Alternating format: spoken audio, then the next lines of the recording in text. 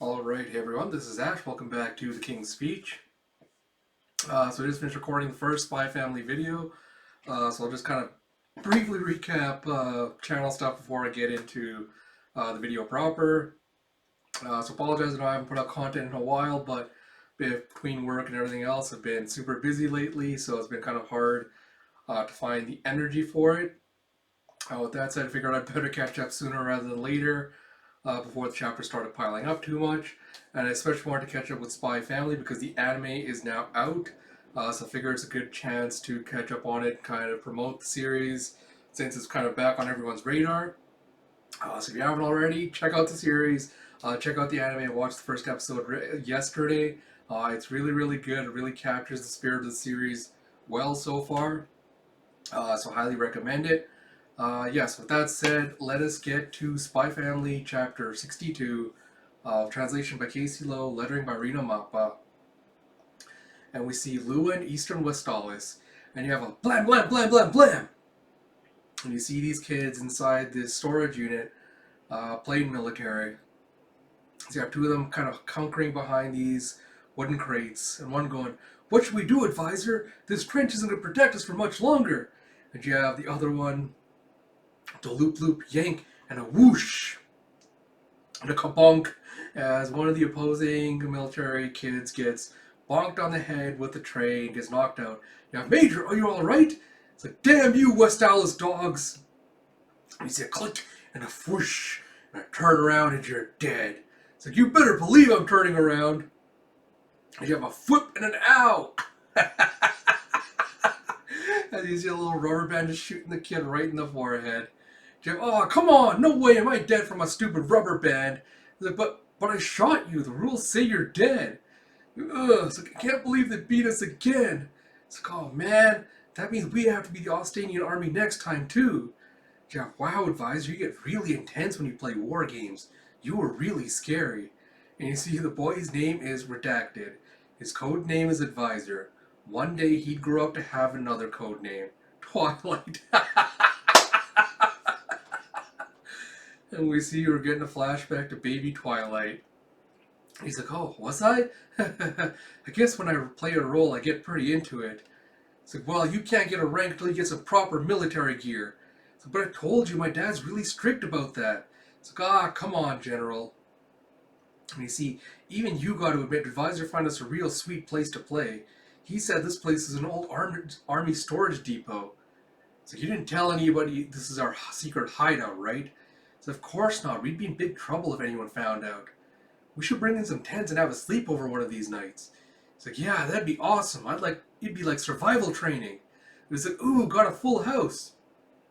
Crap, lost again. You have brave and true were the four musketeers. Over peaks and fields we march without fear. You see them marching back across the bridge at dusk as they all wave goodbye to each other. And you see some of them making their way across a train and through a park. So you have, "Mom, I'm back." It's like, "Oh, Dad's home." And as soon as Loid gets in, he puts the fake gun he had behind his back. "Jeff, were you out playing Soldier Boy with your little friends again? You need to get serious about your studies and your future." Well, and he's like, we've been thinking, when we're older, we're going to join the army together." And his father was like hell you will. You think they'd put a coward like you on the battlefield? You'd only get in the way. He's like, "No, I can fight. I'll kill all those awful monsters from the east." Oof. His father comes up and just slaps him across the face. He goes, "And you know these Austanian monsters? You've witnessed their evil deeds, have you?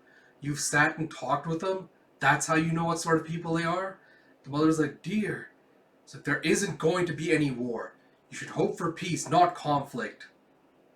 And you see him just kind of baby Lloyd just gripping the gun in his hands until it cracks. And he goes and runs into his room and slams the door.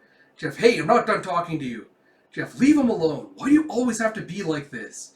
The father goes, "It's for his own good."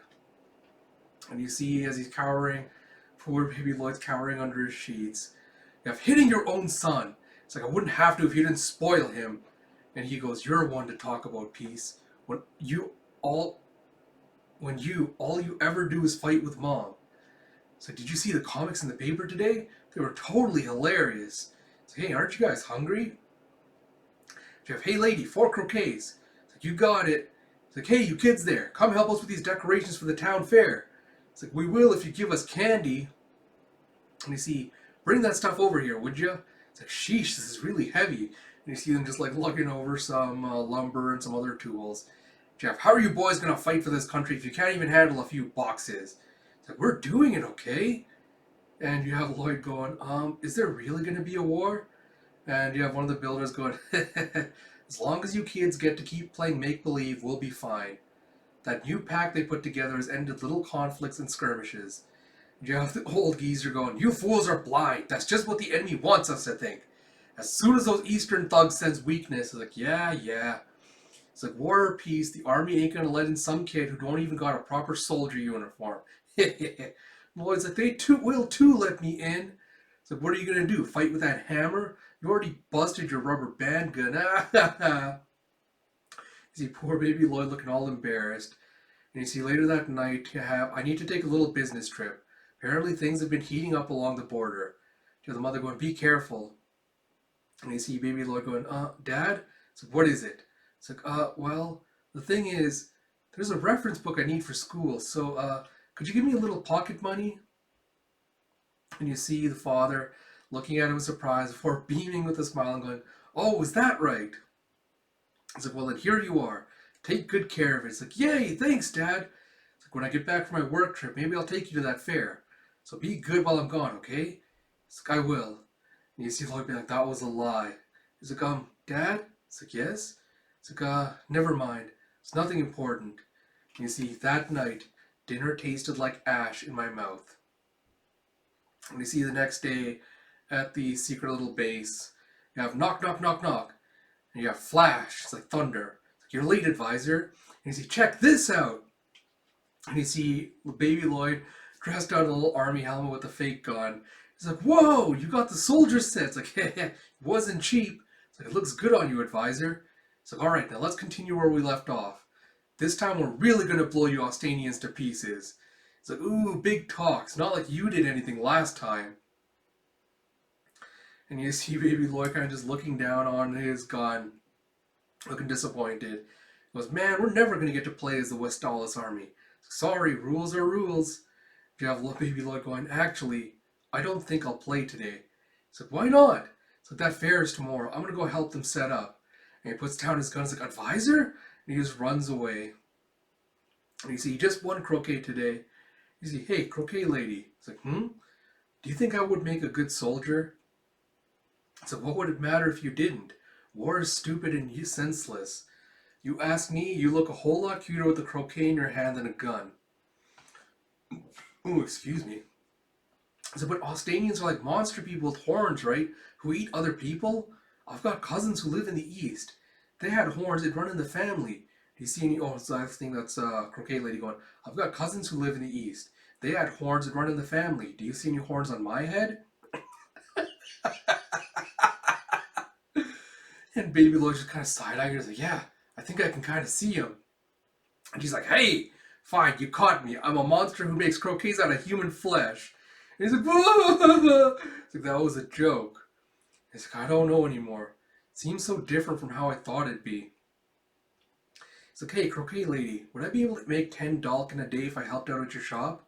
He's like, huh? What do you want 10 dalk for? It's like, to pay my dad back. It's like, I'm not really sure why, but I feel like I should apologize to Dad tomorrow.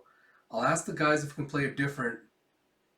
And then you see a boom somewhere off in the town as something explodes. You have special alert. This is a special alert. Oh, shit. Oh, goddamn. Oh, that was... Because you see the blown up keep outside from wherever it was. So I'm assuming the implication is that the base that the kids were playing at got blown up either by accident. I guess it was by accident. Which you have a special alert. This is a special alert. We're receiving reports that the Austanian army has crossed the border and launched attacks against the eastern provinces. And you have a to be continued. Oh, that is a hell of a way to end a chapter. Oh my god. Alright.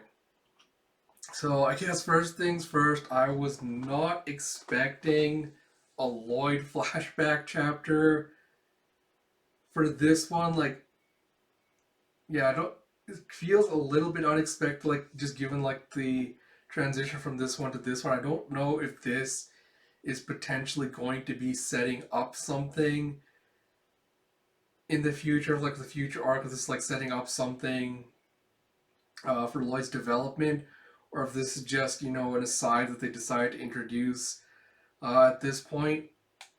A little bit too early to tell, but yeah, I was a little bit surprised that we're getting a Lloyd flashback chapter, but I do appreciate that we are getting a little bit more development, I guess, with regards to his road to becoming a spy, like everything that led to there.